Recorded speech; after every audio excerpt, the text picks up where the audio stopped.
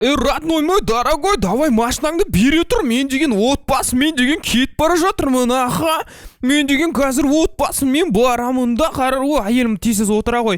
Жарайды. Мә, біреудің көлігін тартып алғасы ғой. Енді деген не дейміз? Енді сөзге кетеміз. Кеттік, барайық та деген бар ғой. Мен сендерге бүгінгі видеода не болатынын айтайын. Мен кішкентай балам қайда отырдым? Отырыпты ғой. Мен сендерге не болатынын айтайын бар ғой. Сендер қазір міне мына қызыл подписываться мен лайк кнопкасын басыңдаршы. Менің осындай әдемі әйелім үшін бар ғой. Ал енді лайк кнопкасын бассаңдар, сендерге айтып кетейін, бүгін деген мен отбасымды алып, яғни деген осы семьямен жаңа үйге көшетін боламын. Я.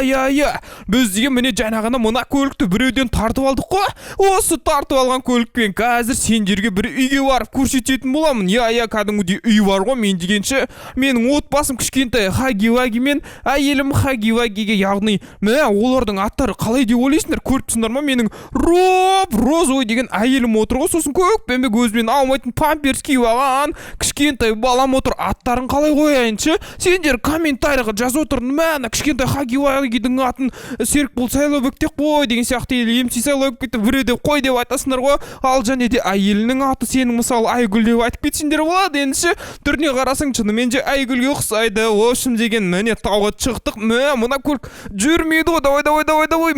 Мына көлікпен тауға шығып кеткеніміз болмады. Ендеше мынаны полиция көретін болса, бізді шынымен де түрмеге тығатын сияқты. Қалай әйелімше?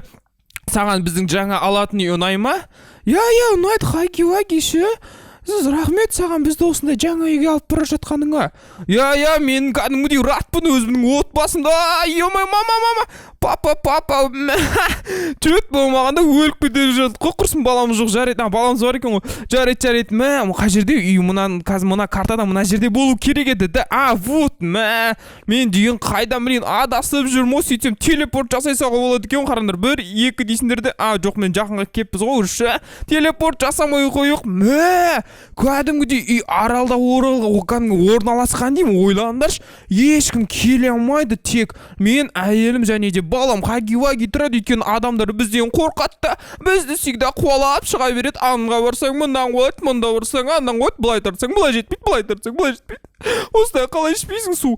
Жарайды, кеттік, бала шағам, отырыңдар. Тез, міне көріп тұрғандарыңдай осы лодкаға да мініңдер, да, мінсеңдер, тез, маладес демей, кәдімгідей мынау маладес демей. Давай міне ғой, кішкет, мына бала отырмайды дейсің. Давай осылай отырғыз жөрек. Қалай таңдамайды демей, отырмайым әке деп қойды ғой. Кеттік енді, ақырындап жылжиық. Балам дұрыстап отыр, суға түсіп кетіп жүрме, сен деген кішкентайсың, жалмайсың. Я, кішкентай, өй, байқа. Чөт болмаған кезде құлақ бете жаздады ғой. Қазір біздің кішкентай Хаги-Вагиміз құлақ беткен кезде не болушы еді? Мен деген суға түсіп үстімді су болғым келмейді, сондықтан әйелім сен құтқарар едім десеңен. Жарайды. Міне келдік. Дейм, мына үйді қараңдар, кәдімгідей жерский как пулярский дейм. Қараңдар, вертолет дейсің ғой ана жақта. Кәдімгідей біз Қазақстандағы депутаттар сияқты өмір сүрейік деп отырық қой. Давай, кеттік, отыр. Ой, отыр деп қой. Давай, түс кеттік көліктен. Ой, көліктен деп қойсың ғой, мынау атқанда еді. Лодкадан түсе ғой, жүр әйелім, мен саған қазір өзіңнің кухняң көрсетейін, тамақ жасайсың десең. Давай. Ой, секірем демем, суға түсіп кеткен болмады. Жарайды. Қайда мынау? Қайда мен? Вот, судың астында жүзіп бара жатыр екен ғой, дегенше. Не, жақын қоймайсың лодканы, қалай шығамыз мұнда? Жүріңдер енді, жарайды, зато кәдімгідей осындай салқындап, көріп тұрсыңдар ма, осындай салқында кәдімгідей былай шыққан деген жақсы ғой, чем. Неткенше, давай. Мына үйді қара демей, мынандай баспалдақтармен шыққан кезде оңға қарайым, жоқ, солға қарайым, жоқ, сені іздедім, үмітті үзбедім.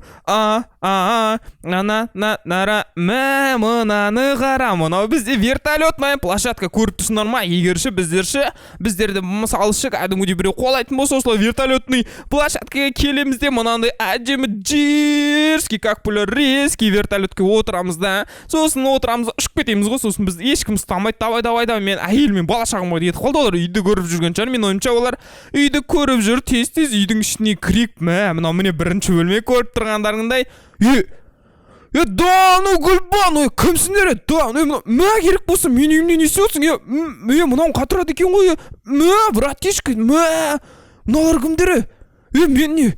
мен не 10 миллион долларға үй сатып алған кезде мыналар отсын деп сатып алдым ма не?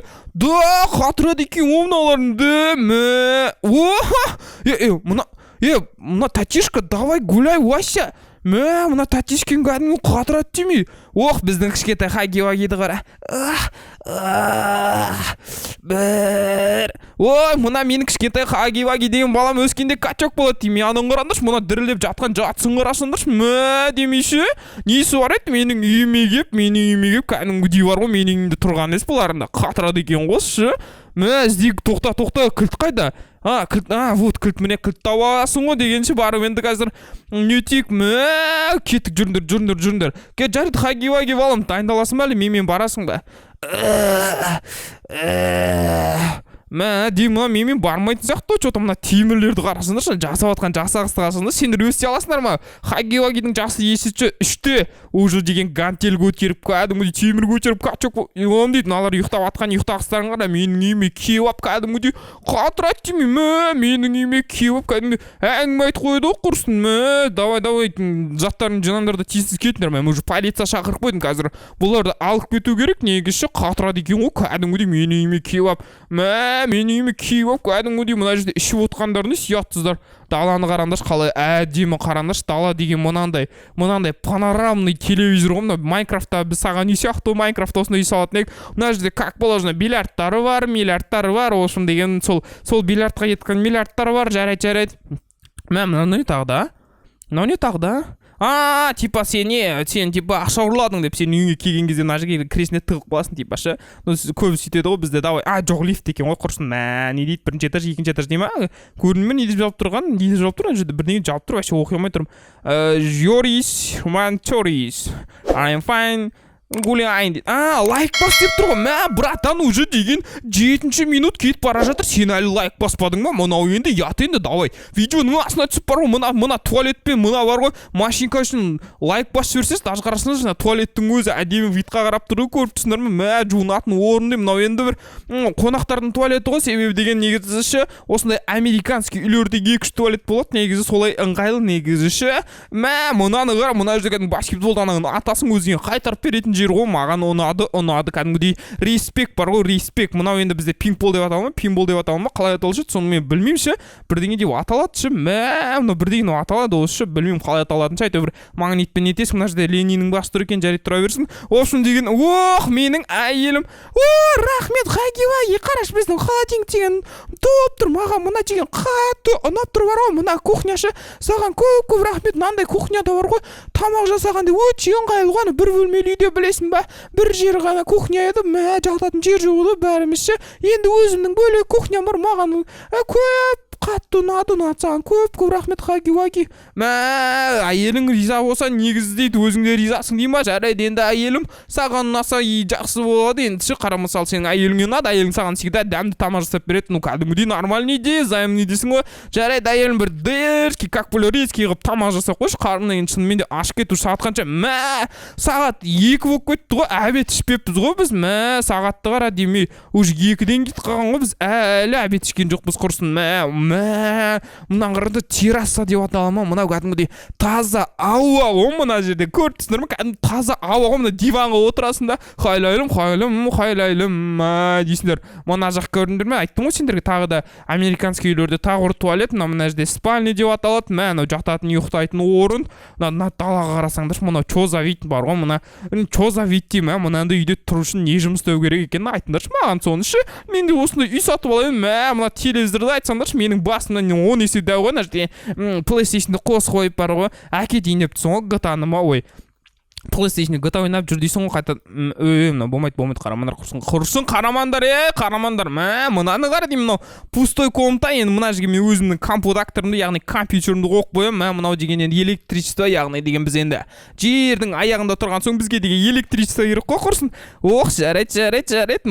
Лифт дейді, ашыла ма екен, ашылмай ма екен? Лифт істемейді екен, осы бар ғой, осын бұзып кетті. Базар жоқ. Мына дала деген маған қатты ұнап тұр бар ғой, қараңдаршы. Кәдімгідей күміс үй ғой, күміспек қой, мына көріп тұрсыңдар ма? Мынандай күміспекті бірінші көріп тұрсыңдар ма? Кәдімгідей жесткий, Дерзкий, как бля резкий күміспек қой құрсын. Мә деме мынаны қара деме, аспанға қараймын, жұлдызды санаймын дейсің. Мынандай ванныйың болса кәдімгідей менің шын өмірде тұрып атқан комнатамнан 10 есе дәу ғой. Мә мен компьютерім тұр екен ғой мына жерде. Мә компьютер бар екен ғой, бірақ енді мынау енді рабочий компьютер. Мен сен ойнай алмайсың мынандай GTA. Жарайды, сонда да енді нормально, енді затошы өзің компьютер болған жақсы. Мен өзімнің игровой компьютерімді алып келіп аламын да, осыға қойып қоямын ғой.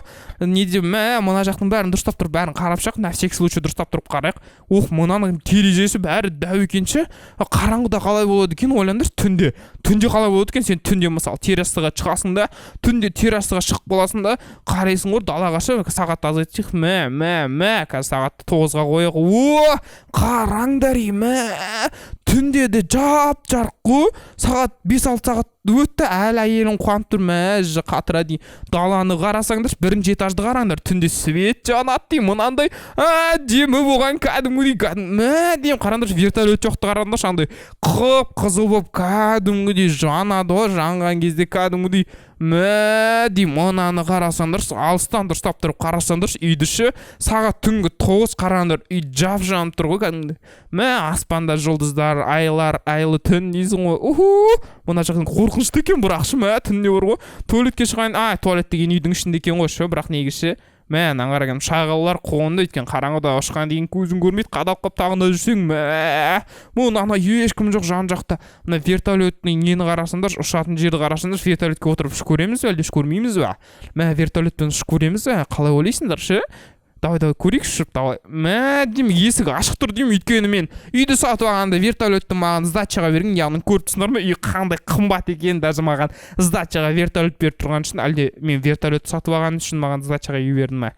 Осым екеуін біреуін алғанға маған үй берді, сағатты қалтына обратно қояйық, мысалы таңғы 6-ға ма қоямыз осылайша.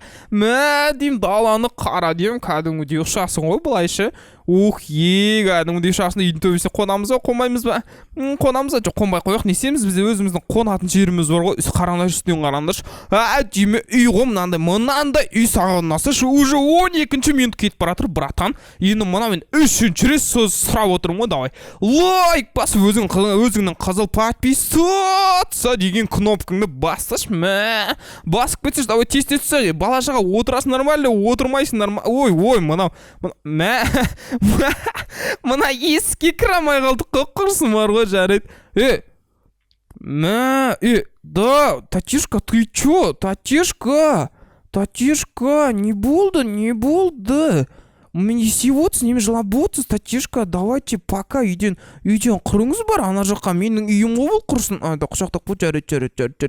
Жаңбыр жауып тұр екен ғой, жаңбыр біткенсіз қайтасын, жарайды. Теспей қойғанбыз, қыздар дұрмаймыз ғой деп, жаңағы качок тәтені құлап тағамыз болмады, енді сен әдемі қыздар дұрмайсың.